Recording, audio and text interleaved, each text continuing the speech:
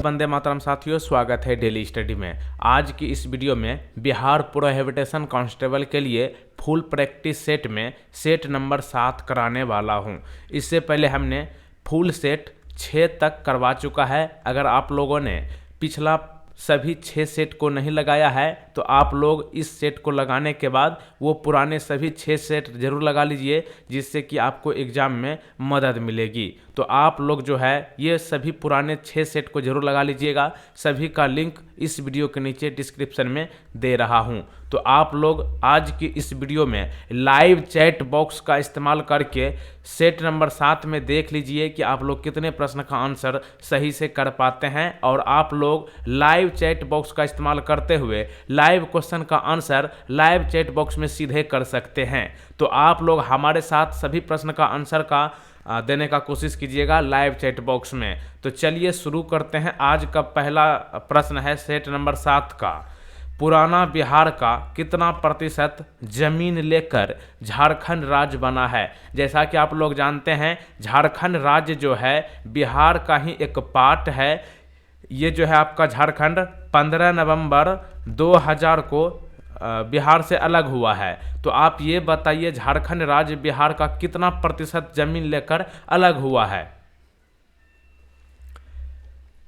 तो यहाँ पे सही जवाब होगा 45.85%। ऑप्शन नंबर बी यहाँ पे जितने भी लोग किए हैं बिल्कुल सही जवाब है। तो देखिए आपको बता दें, झारखंड जो है 15 नवंबर 2000 को बिहार से अलग हुआ, और ये पूरे बिहार का कुल क्षेत्रफल उस वक्त कितना था?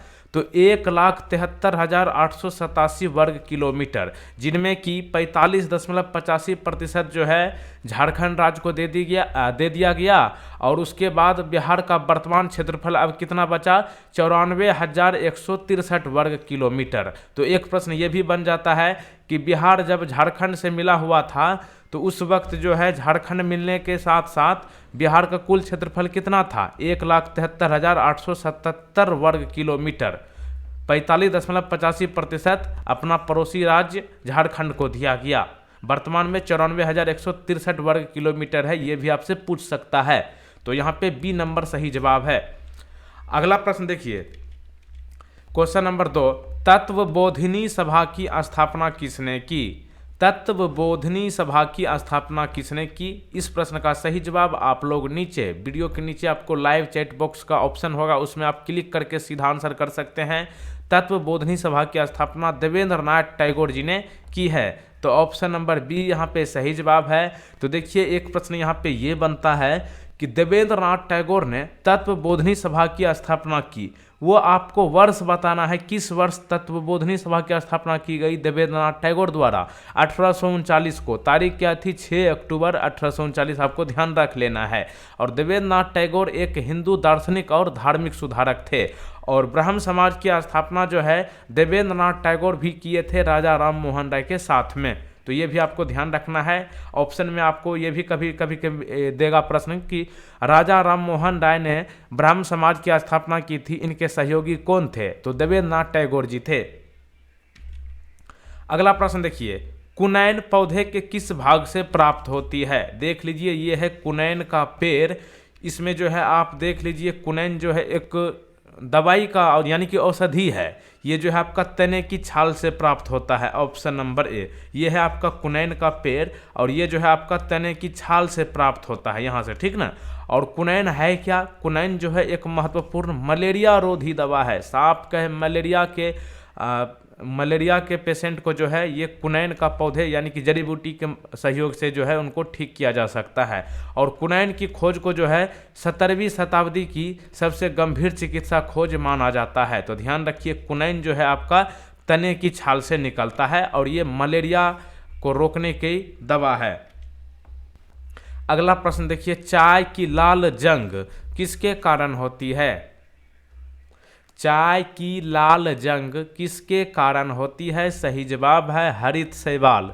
Option number A. तो देखिए चाय का लाल जंग सेफेलुरोस जाति के शैवाल के कारण होता है और चाय की लाल जंग हरित शैवाल के कारण होती है। चाय की खेती सबसे ज़्यादा किस राज्य में होती है इंडिया में? असम। लेकिन आपसे पूछ लिया जाए चाय की खेती सबसे ज़्यादा किस शहर में होती है, तब आंसर कीजिएगा दार्जिलिंग। दार्जिलिंग असम में है? नहीं, दार्जिलिंग है पश्चिम बंगाल में, कन्फ्यूजन होना मत यहाँ।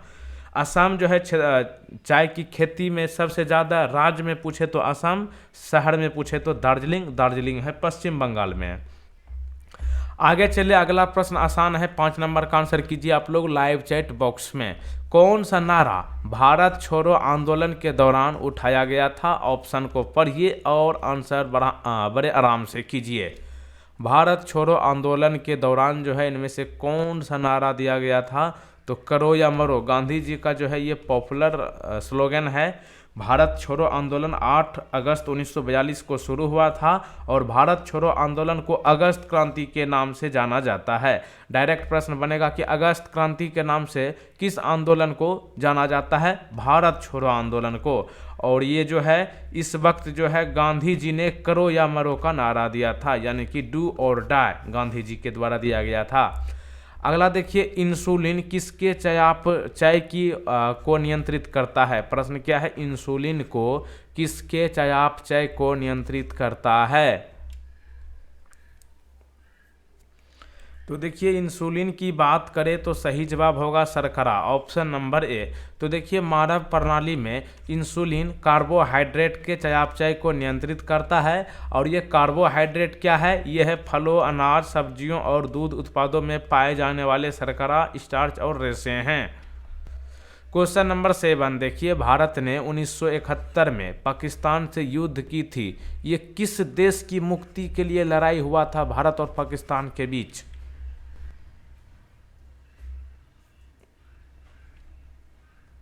सही जवाब है ऑप्शन नंबर ए, बांग्लादेश।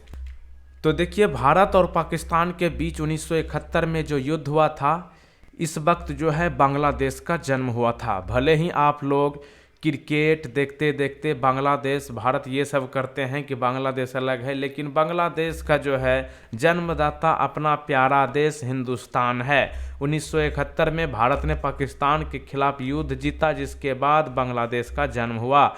इसीलिए आपसे एक प्रश्न ये भी बन जाता है कि बांग्लादेश जो है स्वतंत्रता दिवस कब मनाता है? जैसे कि अपना इंडिया में स्वतंत्रता दिवस कब मनाया जाता है? 15 अगस्त। ठीक एक दिन बाद, क्योंकि ये इनके जन्मदाता तो हमारा इंडिया है, तो ये आपका एक दिन बाद अपना से होगा। 16 अगस्त को बांग्लादेश जो है स्वतंत्रता दिवस मनाता है।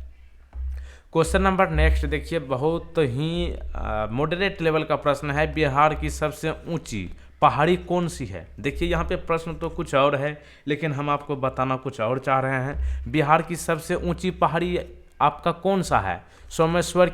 सोमेश्वर है, ठीक ना। सोमेश्वर की पहाड़ी जो है आपका बिहार की सबसे ऊंची पहाड़ी है। इसकी ऊंचाई आपसे पूछ लिया गया है, तो बताइए सोमेश्वर पहाड़ी की ऊंचाई कितनी है? 879.4 मीटर। तो ऑप्शन नंबर डी यहाँ पे जितने लोग किए हैं बिल्कुल सही जवाब है। अब एक प्रश्न ये बन जाता है, बिहार की सबसे ऊंची पहाड़ी जो कि सोमेश्वर है, इसकी ऊंचाई 879.4 मीटर है। ये तो हो गया। ये सोमेश्वर की पहाड़ी बिहार के किस जिले में है? चंपारण। चंपारण तो दो है, पूर्वी चंपारण और पश्चिमी चंपारण। ये है आपका पश्चिमी चंपारण में है सोमेश्वर की पहाड़ी। सूर्य ग्रहण कब होता है? चलिए बताइए यहाँ पे आंसर लाइव चैट बॉक्स में। सूर्य ग्रहण कब होता है? चंद्रमा जो सूर्य और पृथ्वी के बीच आता है तब जो है आपका सूर्य ग्रहण होता है। तो देखिए यहाँ पे सूर्य ग्रहण तब होता है जब चंद्रमा सूर्य और पृथ्वी के बीच से गुजरता है, और ये जो है केवल एक बड़े अमावस्या पर होता है। तो ऑप्शन नंबर ए यहाँ पे बिल्कुल सही जवाब है। अगला देखिए, पहली बार डीएनए की आणविक संरचना का वर्णन किसने किया था? पहली बार डीएनए की आणविक संरचना का वर्णन किसने किया था? तो सही जवाब होगा वाटसन और क्रिक, ऑप्शन नंबर बी। तो देखिए 1953 में फ्रांसिस क्रिक और जेम्स वाटसन ने पहली बार डीएनए की आणविक संरचना का वर्णन किया था और इस सफलता की खोज के लिए वाटसन, क्रिक और उनके सहयोगी ने 1962 में फिजियोलॉजी यानी कि मेडिसिन के क्षेत्र में नोबेल पुरस्कार जीता था। तो ध्यान रखिएगा, पहली बार डीएनए की आणविक संरचना का वर्णन किसने किया है? वाटसन और क्रिक। तो ऑप्शन बी यहाँ पे बिल्कुल सही जवाब। अगला देखिए, सबसे चमकीला ग्रह कौन सा है? सबसे चमकीला ग्रह कौन सा है? तो ये होगा आपका शुक्र, ऑप्शन नंबर ए।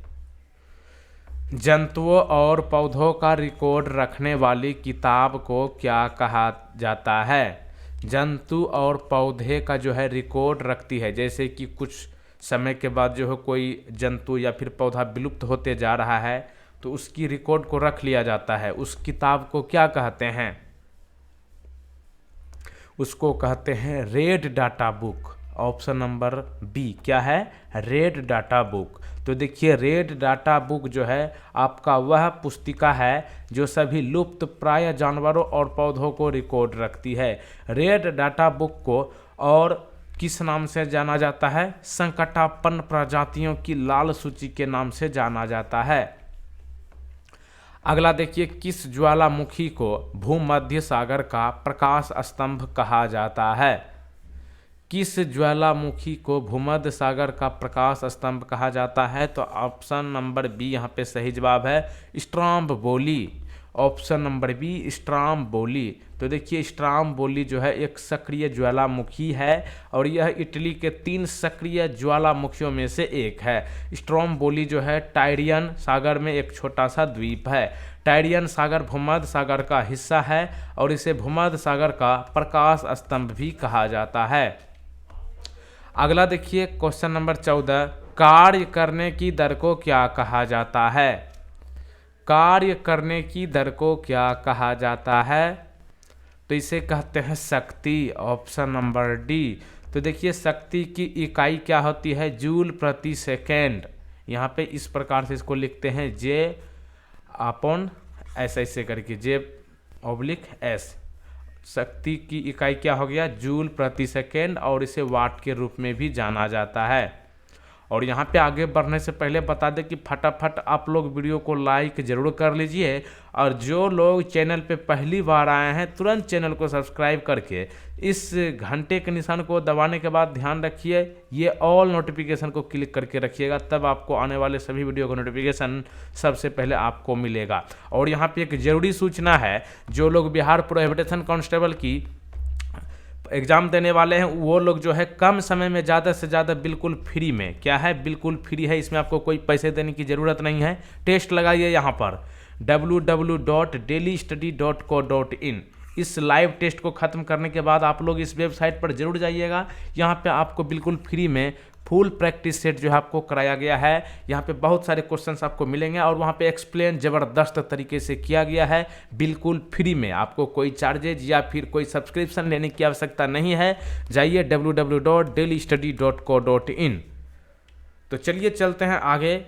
यहाँ पे एक बार जरूर जाइएगा वीडियो यहाँ पे आप पूरा देखने के बाद। अगला देखिए प्रश्न है, विश्व का सबसे बड़ा और सबसे गहरा महासागर कौन सा है? विश्व का सबसे बड़ा और सबसे गहरा महासागर कौन सा है? तो सही जवाब है प्रशांत महासागर, ऑप्शन नंबर बी बिल्कुल सही जवाब है। तो देखिए, विश्व की सबसे गहरी खाई कौन सी है? मारियाना ट्रेंच है। क्या है? मारियाना ट्रेंच जो है विश्व की सबसे गहरी खाई है और ये किस महासागर में स्थित है? प्रशांत महासागर में स्थित है। इस खाई की गहराई कितनी है? 11,033 मीटर है और ये दुनिया का सबसे बड़ा और सबसे गहरा महासागर है प्रशांत महासागर। अगला देखिए, प्रकाश ऊर्जा के संचरण के लिए ऑप्टिकल फाइबर में प्रयुक्त परिघटना कौन सी है? प्रकाश ऊर्जा के संचरण के लिए ऑप्टिकल फाइबर में प्रयुक्त परिघटना कौन सी है? पूर्ण आंतरिक परावर्तन, ऑप्शन नंबर ए। तो देखिए, पूर्ण आंतरिक परावर्तन जो है यह वह परिघटना है जिसमें सीमा से दूर सभी आपतित प्रकाश का परावर्तन शामिल है। आगे चले, चांदी का प्रमुख उत्पादक कौन है? चांदी का प्रमुख उत्पादक कौन है? सही जवाब होगा मैक्सिको, ऑप्शन नंबर सी। तो देखिए चांदी का सबसे ज़्यादा उत्पादक देश जो है विश्व में मैक्सिको का है, उसके बाद चीन, फिर पेरू कंट्री का नंबर आता है। और बात करें अपना इंडिया की, इंडिया में सबसे ज़्यादा चांदी का उत्पादन करने वाला राज्य कौन है? राजस्थान। वैसे राजस्थान आपका क्षेत्रफल में भी भारत का सबसे बड़ा राज्य है, जनसंख्या में तो उत्तर प्रदेश है। इसके बाद देखते हैं जनगणना होने के बाद फिर रिकॉर्ड में चेंज होगा, ये जनसंख्या वाला में चेंज होगा ना कि क्षेत्रफल वाला में। गैस या तरल में निलंबित बहुत छोटे कणों द्वारा प्रकाश के प्रकीर्णन को किसके रूप में जाना जाता है? प्रश्न को एक बार फिर से पढ़िए। गैस या तरल में निलंबित बहुत छोटे कणों द्वारा प्रकाश के प्रकीर्णन को किस रूप में जाना जाता है?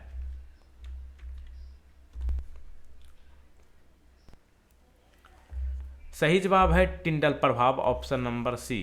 तो देखिए टिंडल प्रभाव क्या है, इसके कुछ उदाहरण देख लीजिए। इंजन से निकलने वाले धुएं का नीला रंग, आसमान का नीला रंग, ये जो है आपका टिंडल प्रभाव के एग्जाम्पल है। और गैस या तरल में निलंबित बहुत छोटे कणों द्वारा प्रकाश के प्रकीर्णन को टिंडल प्रभाव के रूप में जाना जाता है। तो ऑप्शन सी सही जवाब। आगे चल अगला है संविधान सभा की मसौदा समिति के अध्यक्ष कौन थे? संविधान सभा की मसौदा समिति के अध्यक्ष कौन थे? Doctor Bhimrao Ambedkar ji, option number B. तो देखिए 29 अगस्त 1947 को संविधान सभा ने डॉक्टर भीमराव अंबेडकर की अध्यक्षता में एक मसौदा समिति का गठन किया था। तो संविधान सभा की मसौदा समिति के अध्यक्ष डॉक्टर भीमराव अंबेडकर हैं, ये आपको ध्यान रखना है। आगे चलिए सौर प्रणाली में जो है आपका परिवर्तन का निरीक्षण करने के लिए इस्तेमाल किए जाने वाला साधन कौन है? सौर प्रणाली में परिवर्तन का निरीक्षण करने वाला इस्तेमाल किए जाने वाला साधन है हबल दूरबीन, ऑप्शन नंबर ए, हबल दूरबीन। तो देखिए हबल स्पेस टेलीस्कोप अंतरिक्ष में एक बड़ी दूरबीन है और ये नासा ने 1990 में हबल को लॉन्च किया था। इसका उपयोग जो है 1990 के बाद से सौर प्रणाली में परिवर्तन का निरीक्षण करने के लिए किया गया है। हबल लगभग 5 मील प्रति सेकेंड की दर से पृथ्वी की यात्रा करता है। जस्टिस शब्द की उत्पत्ति किससे हुई है?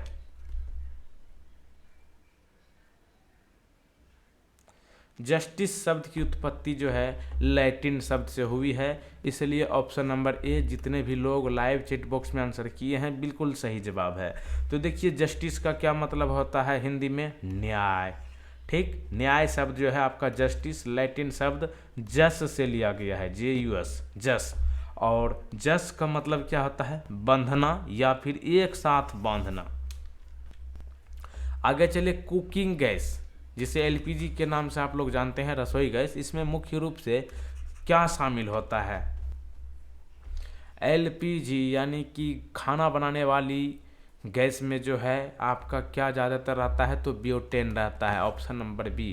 तो देखिए तरलीकृत पेट्रोलियम गैस, जिसे आप लोग LPG के नाम से जानते हैं, तो ये आपका कुकिंग गैस के नाम से भी जाना जाता है। इसमें जो है आपका हीटिंग उपकरणों, खाना पकाने के उपकरण और वाहनों में ईंधन के रूप में उपयोग किया जाने वाली हाइड्रोकार्बनों गैसों का एक ज्वलनशील मिश्रण है। और इसमें जो है आपका 50% ब्यूटेन, 45% प्रोपेन और 5% पेटेन का मिश्रण होता है। तो यहाँ पे आप ज़्यादा मात्रा में ब्यूटेन को आंसर करेंगे। दूसरे नंबर पर आपका आता है प्रोपेन, जिसकी मात्रा 45% होता है। उसके बाद आपका पेंटेन आता है, जिसका की मात्रा 5% है। भारतीय संविधान के अनुच्छेद 110, ठीक ना, अनुच्छेद 110 जो है आपका संविधान का, ये धन विधेयक की परिभाषा देता है। परिभाषा क्या है?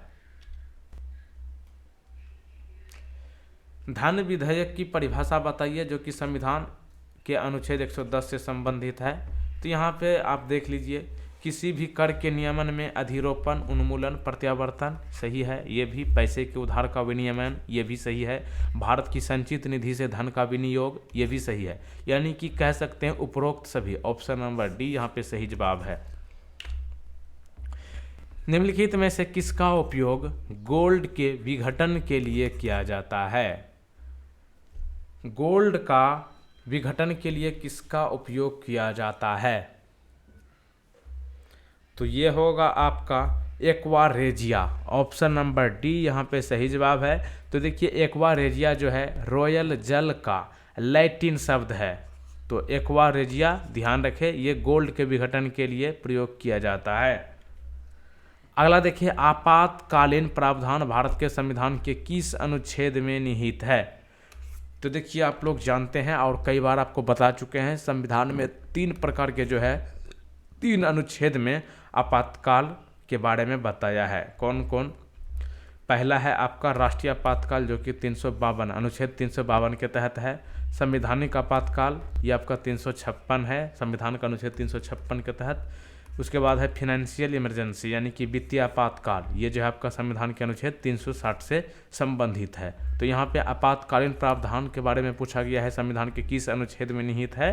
तो अनुच्छेद 352, 356, 360 यानी कि उपर्युक्त सभी ऑप्शन नंबर डी यहाँ पे जितने लोग किए हैं बिल्कुल सही जवाब है। आगे चले, अगला प्रश्न है, निम्न में से कौन सी प्रक्रिया रासायनिक परिवर्तन है? रासायनिक परिवर्तन जो है आपका इनमें से कौन सा है? तो पौधे में प्रकाश संश्लेषण, ऑप्शन नंबर ए। तो देखिए रासायनिक परिवर्तन क्या है? रासायनिक परिवर्तन इसका एक ही ट्रिक है, पहले अवस्था में ना आना। क्या मतलब पहले अवस्था में ना आना?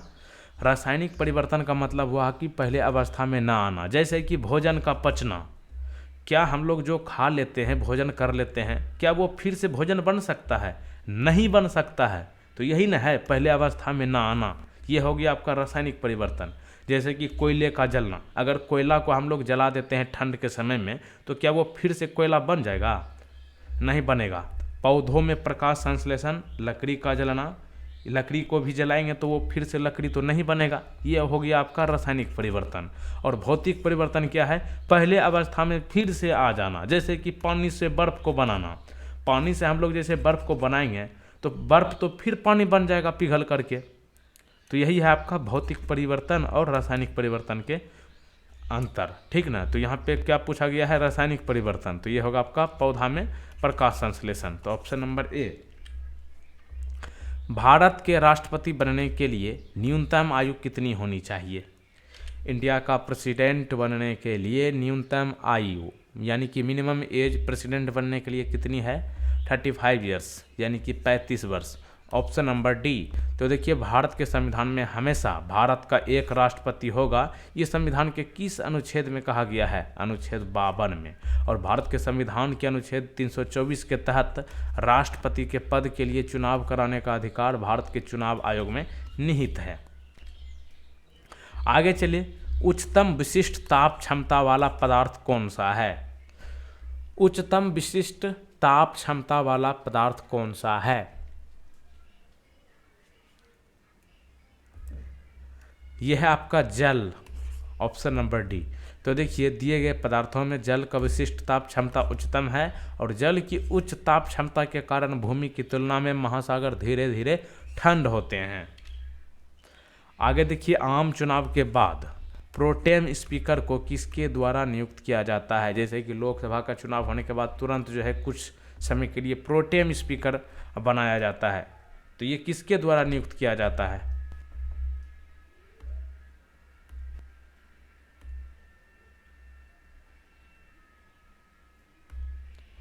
तो देखिए आम चुनाव के बाद जो है प्रोटेम स्पीकर को भारत के राष्ट्रपति द्वारा नियुक्त किया जाता है। तो ऑप्शन नंबर बी सही जवाब है, भारत के प्रेसिडेंट द्वारा।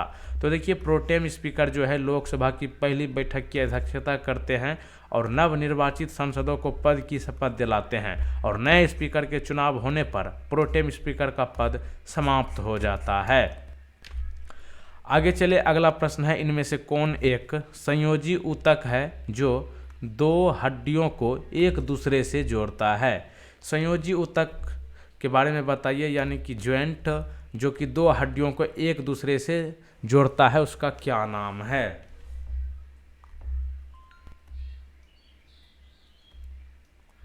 तो यहाँ पे अस्थि बंध होगा, ऑप्शन नंबर डी सही जवाब है, अस्थि बंध। तो देखिए अस्थि बंध जो है कठोर लचीले संयोजी ऊतकों का एक छोटा बैंड होता है जो दो हड्डियों को जोड़ता है, और अस्थिबंध जो है हड्डियों को अन्य हड्डियों से जोड़ने का काम करता है। आगे देखें, राज्यपाल नाम मात्र के प्रधान के रूप में कार्य करता है और राज्य के प्रशासन की वास्तविक शक्ति किसमें निहित होती है। जैसा कि आप लोग जानते हैं, देश का राष्ट्रपति जो है नाम मात्र का ये देश का प्रधान होता है, लेकिन वास्तविक में प्रधानमंत्री के पास जो है देश का सब बागडोर होता है। तो उसी प्रकार राज्य में जो है राज्यपाल नाम मात्र का होता है और वास्तविक में राज्य के प्रशासन की वास्तविक शक्ति जो है मुख्यमंत्री के पास होता है। तो ऑप्शन सी यहाँ पे सही जवाब है, चीफ मिनिस्टर। और ये संविधान के अनुच्छेद 164 के तहत कहता है कि राज्यपाल द्वारा मुख्यमंत्री की नियुक्ति की जाएगी। डायरेक्ट प्रश्न पूछ लेगा, भारत के किसी भी राज्य में जो है मुख्यमंत्री की नियुक्ति की जाती है, ये राज्यपाल के द्वारा की जाती है, ऐसा वर्णन संविधान के कौन सा अनुच्छेद में है? तो 164। चुंबकीय तीव्रता के लिए चुंबकीय प्रेरणा के अनुपात को किसके रूप में परिभाषित किया गया है? आप लोग लाइव चैट बॉक्स का इस्तेमाल करके आंसर ज़्यादा से ज़्यादा करने का प्रयास करें। चुंबकीय तीव्रता के लिए चुंबकीय प्रेरण के अनुपात को चुंबकीय पारगम्यता के रूप में परिभाषित किया गया है। तो ऑप्शन डी सही जवाब है, चुंबकीय पारगम्यता। यहाँ पे देख लीजिए, ये है आपका पैन कार्ड, ठीक।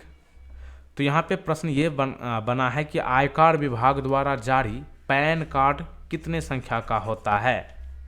यहाँ पे देखिए, ये है पैन कार्ड नंबर। ये आप कभी काउंट किए हैं कि ये कितने डिजिट का होता है? तो 10 डिजिट का होता है। तो ऑप्शन नंबर डी यहाँ पे जितने लोग किए हैं बिल्कुल सही जवाब है। तो देखिए, पैन का पूर्ण रूप क्या होता है, यानी कि पैन का पूरा नाम क्या है? परमानेंट। देखिए पैन है ना, PAN, पी से हो गया आपका परमानेंट, ए से अकाउंट, एन से नंबर, परमानेंट अकाउंट नंबर, जिसे हिंदी में अस्थायी खाता संख्या कहते हैं। और पैन कार्ड जो है केंद्रीय प्रत्यक्ष कर बोर्ड की देख रेख में आयकर विभाग द्वारा जारी किया जाता है। पैन विभाग को जो है व्यक्ति के सभी लेन देन को विभाग के साथ जोड़ने में सक्षम बनाता है। और ये जो है आपका पैन नंबर, ये 10 डिजिट का होता है, यानी कि 10 संख्या का। तो इसको आप जरूर ध्यान रखिएगा। जैसे आपके पास आधार कार्ड है, तो आधार कार्ड के आधार नंबर को आप काउंट किए हैं, तो ये तो आप अक्सर किए होंगे, क्योंकि आप सिम वगैरह खरीदते हैं तो कुछ लड़के या फिर लड़की को जो है ऑटोमेटिक वो याद करके रख लेते हैं पहले से। तो देखिएगा, आधार नंबर जो है आपका 12 अक्षर का होता है और पैन जो है आपका 10 नंबर का है। अप्रतिक्रियाशील गैस का नाम क्या है? अप्रतिक्रियाशील गैस का नाम नाइट्रोजन है, ऑप्शन नंबर सी। तो देखिए, नाइट्रोजन का परमाणु संख्या कितना होता है? 7। और वायुमंडल में नाइट्रोजन की मात्रा कितना है? 78%, यानी कि 78% जो है वायुमंडल में नाइट्रोजन है। केंद्र सरकार की ओर से करेंसी नोट कौन जारी करता है? करेंसी नोट तो वैसे यहाँ पे सभी बैंक देखिएगा, तो बैंकों का बैंक इसमें कौन है? बैंकों का बैंक है भारतीय रिजर्व बैंक। तो ऑप्शन नंबर बी जो है आपका सही जवाब है। भारतीय रिजर्व बैंक जो है केंद्र सरकार की ओर से करेंसी नोट जारी करता है। अब यहाँ पे एक प्रश्न ये बन जाता है कि देखिए, ऐसे भारतीय रिजर्व बैंक जो है 1 रुपये से ऊपर के सभी करेंसी नोट जारी करता है, ठीक। तो क्या कहने का मतलब हुआ, 1 रुपया का नोट आपने देखा होगा, वो जो है आपका भारतीय रिजर्व बैंक द्वारा जारी नहीं किया जाता है। तो भारतीय रिजर्व बैंक अगर 1 रुपया का नोट जारी नहीं करता है, तो फिर कौन करता है 1 रुपया का नोट का 1 रुपया का करेंसी? तो ये जो है आपका भारत की केंद्र सरकार द्वारा जारी किया जाता है 1 रुपया का करेंसी, ठीक। अब बाकी के जितने भी करेंसी है 1 रुपये से ऊपर के, सभी रिजर्व बैंक ऑफ इंडिया के द्वारा जारी किया जाता है। अच्छा, रिजर्व बैंक ऑफ इंडिया की बात यहाँ पे ज़्यादातर किए हैं, तो रिजर्व बैंक ऑफ इंडिया यानी कि भारतीय रिजर्व बैंक की स्थापना कब हुई? 1 अप्रैल 1935 को, लेकिन 1 जनवरी 1949 से जो है RBI का राष्ट्रीयकरण किया गया था। हम विकास के सिद्धांत को किसके साथ जोड़ते हैं? अच्छा, RBI का हेडक्वार्टर कहाँ है? मुंबई है। आप लोग ये बताइएगा कि वर्तमान में RBI के गवर्नर कौन है, ठीक। भारत के रिजर्व बैंक ऑफ इंडिया के पहले गवर्नर कौन थे? ओबोर्न स्मिथ थे। वर्तमान में गवर्नर कौन है, आप लोग नीचे कमेंट में जरूर बताइएगा। ठीक है, अगला प्रश्न क्या है आपका, हम विकास के सिद्धांत को किसके साथ जोड़ते हैं?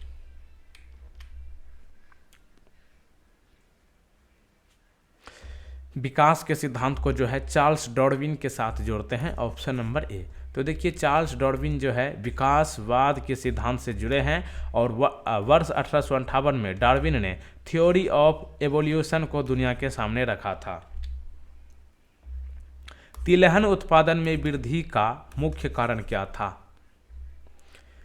तिलहन उत्पादन में वृद्धि का मुख्य कारण क्या था? तो ये होगा आपका ऑप्शन नंबर बी, पीली क्रांति। पीली क्रांति जो है किससे संबंधित है? तिलहन उत्पादन से। तो यहाँ पे ऑप्शन बी को आंसर कीजिए, पीली क्रांति। पीली क्रांति जो है नौ तिलहनों को लक्षित करती है, जिसमें कि मूंगफली, सरसों, सोयाबीन, कुसुम, तिल, सूरजमुखी, नाइजर, अलसी और अरंडी है। जब बर्फ को पानी में परिवर्तित किया जाता है तो क्या होता है? जब बर्फ को पानी में परिवर्तित किया जाता है तो ये आपका ऊष्मा अवशोषित होती है। तो ऑप्शन ए सही जवाब है। तो देखिए जब बर्फ को पानी में परिवर्तित किया जाता है तो यह अपने तापमान में वृद्धि के बिना ऊष्मा ऊर्जा को अवशोषित कर लेता है। जब दो वस्तुएं पूरी तरह से विनिमय होती है तो वे क्या होती है? जब दो वस्तुएं पूरी तरीके से विनिमय होती है तो ये आपका उत्तम प्रतिस्थापी होती है, ऑप्शन नंबर ए। तो देखिए उत्तम प्रतिस्थापी क्या है? ये वे वस्तुएं हैं जिनका उपयोग किसी अन्य वस्तु के स्थान पर उसी कार्य के लिए किया जा सकता है, दूसरी वस्तु के लिए एक आदर्श प्रतिस्थापी कहलाती है। रॉबर्ट ब्राउन अपनी किस खोज के लिए जाना जाता है? रॉबर्ट ब्राउन का नाम आपने सुना होगा, ये किस चीज़ की खोज के लिए फेमस है? कोशिका का केंद्रक, ऑप्शन नंबर बी, यानी कि centre of cells. Option number B यहाँ पे सही जवाब है। रॉबर्ट ब्राउन जो है कोशिका का केंद्रक को खोजा था। आगे चले, प्रोटीन किससे बने होते हैं? प्रोटीन जो है इसमें से किस चीज़ से बने होते हैं? एमिनो अम्ल से, ऑप्शन नंबर बी। तो देखिए सभी प्रोटीन जो है एमिनो अम्ल के बहुलक होते हैं और ये एक पेप्टाइड बंध के माध्यम से एक साथ जुड़े होते हैं। प्रोटीन हमारे शरीर के द्रव्यमान का 15% बनाते हैं। खुरपका मुंहपका रोग किसमें होता है? खुरपका मुंहपका, यहाँ तो आप देख लीजिएगा ये जो है जानवर से संबंधित है। खुर किसके पास होता है? जानवर के पास। तो खुरपका मुंहपका उसी से संबंधित एक रोग है। ये जो है आपका मवेशी और भेड़, मवेशी और सुअर और मवेशी, यानी कि उपरोक्त सभी में जो है ये होता है खुरपका मुंहपका। तो देखिए खुरपका और मुंहपका का लक्षण क्या है? विषाणु 2 या 3 दिनों के लिए तेज बुखार का कारण बनता है। इसके बाद मुंह के अंदर और पैरों में छाले हो सकते हैं जो फट सकते हैं और लंगड़ापन पैदा कर सकते हैं। आप देखिएगा मवेशी को जब ऐसा रोग होगा तो उसका जो है लंगड़ापन हो जाएगा। तो समझ लीजिए कि उसको क्या धर लिया है? खुरपका या फिर मुंहपका। और रोग के लिए जिम्मेदार वायरस कौन है? पीकोरन वायरस है, पीकोरन वायरस। दूध में कौन सी जीवाणु क्रिया है? दूध में कौन सी जीवाणु क्रिया है? तो ये होगा आपका अम्लीय, ऑप्शन नंबर ए। तो देखिए दूध एक जलीय विलयन है जिसमें कई विटामिन और खनिजों के साथ प्रोटीन, वसा और कार्बोहाइड्रेट होते हैं। और दूध का पीएच मान कितना होता है? 6.6 से 6.8, और ये लगभग उदासीन पीएच होता है और यह बैक्टीरिया के विकास के लिए एक अच्छा माध्यम है। 1946 में भारत की संविधान सभा के अंतरिम अध्यक्ष कौन थे? देखिए प्रश्न है यहाँ पे आपका, अंतरिम अध्यक्ष आपको बताना है संविधान सभा के 1946 में कौन थे। तो ये होगा आपका डॉक्टर सच्चिदानंद सिन्हा, ऑप्शन नंबर डी, सच्चिदानंद सिन्हा। तो देखिए 6 दिसंबर 1946 को जो है संविधान सभा की स्थापना की गई थी। प्रश्न बन जाएगा कि संविधान सभा की स्थापना कब की गई थी? 6 दिसंबर 1946 को। और भारत के संविधान को आधिकारिक रूप से संविधान सभा द्वारा तैयार किया गया था। और संविधान सभा की पहली आधिकारिक बैठक कब हुई थी? जैसे संविधान सभा की स्थापना 6 दिसंबर 1946 को हुआ ना, ठीक 3 दिन बाद 9 दिसंबर 1946 को जो है संविधान सभा की पहली आधिकारिक बैठक हुई थी। ठीक। H5N1 जो है ये एक वायरस है, ये किससे संबंधित है? H5N1 वायरस जो है आपका एवियन इन्फ्लुएंजा से संबंधित है। आपने नाम अक्सर सुने होंगे बर्ड फ्लू, ठीक ना। बर्ड फ्लू जो है ये आपका एवियन इन्फ्लुएंजा के नाम से जाना जाता है। बर्ड फ्लू किस नाम से जाना जाता है? Avian influenza. और ये जो है पक्षियों को तो नुकसान पहुंचाता ही है, साथ ही मनुष्य और अन्य जानवरों को भी संक्रमित कर देता है। सबसे ज़्यादा ये घातक जो है पक्षियों के लिए होता है। बर्ड फ्लू में आप अक्सर देखते होंगे कि कौवा जो होता है इधर उधर जहीं तहीं आपको मरा हुआ देखने को मिलता है। तो समझ लीजिए कि बर्ड फ्लू का जो है कहर जारी हो चुका है। ये जो है आपका H5N1 एक वायरस है, इसी के कारण होता है बर्ड फ्लू, जिसका दूसरा नाम है एवियन इन्फ्लुएंजा। किस समुद्र में अधिकतम लवणता प्राप्त की जाती है? किस समुद्र में जो है अधिकतम लवणता प्राप्त की जाती है? तो ये होगा आपका मृत सागर, ऑप्शन नंबर ए। स्वतंत्र भारत में बिहार के प्रथम राज्यपाल कौन थे? आज़ादी के बाद बिहार के प्रथम राज्यपाल कौन थे? जयराम दास दौलतराम। ऑप्शन नंबर ए यहाँ पे अक्सर आंसर आ रहे हैं, यानी कि सभी लगभग आंसर कर रहे हैं, तो बिल्कुल सही जवाब है जयराम दास दौलतराम। ये आज़ादी के बाद अपना बिहार के राज्यपाल रहे हैं। शरीर की सबसे लंबी मांसपेशी कौन सी है? शरीर की सबसे लंबी मांसपेशी कौन सी है? सार्टोरियस है। ऑप्शन नंबर डी यहाँ पे सही जवाब है। आगे चलिए, गंगा नदी बिहार में किस जिले से प्रवेश करती है? जैसा कि आप लोग जानते हैं भारत का राष्ट्रीय नदी कौन है?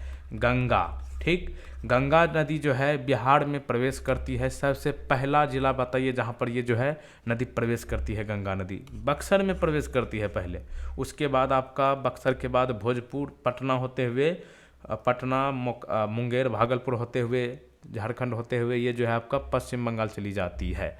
तो यहाँ पे देख लीजिए गंगा नदी जो है कहाँ से निकलती है? उत्तराखंड के उत्तरकाशी जिले के 5611 मीटर ऊंची गंगोत्री हिमनद से जो है ये निकलती है। उस वक्त इनका नाम भागीरथी होता है, और देवप्रयाग के समीप जो है अलकनंदा से मिलने के बाद इसका नाम गंगा हो जाता है, और ये पवित्र नदी माना जाता है और देश का राष्ट्रीय नदी है।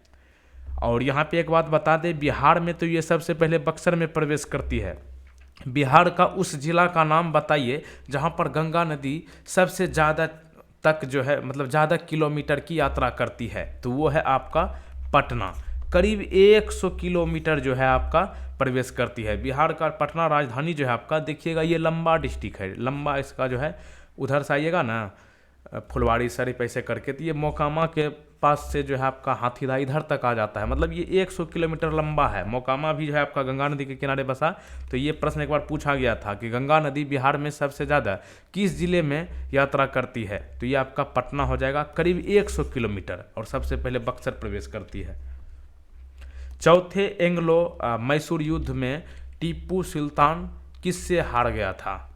चौथे एंग्लो मैसूर युद्ध हुआ था, इसमें टीपू सुल्तान जो है किससे हार गया था? तो ये होगा आपका Lord Wellesley. Option number A यहाँ पे सही जवाब है, लॉर्ड वेलेस्ली। तो देखिए चौथे एंग्लो मैसूर युद्ध जो है कब हुआ था? 1799 में हुआ था, और टीपू सुल्तान जो है लॉर्ड वेलेस्ली से हार गया था। तो ऑप्शन नंबर ए सही जवाब है, लॉर्ड वेलेस्ली।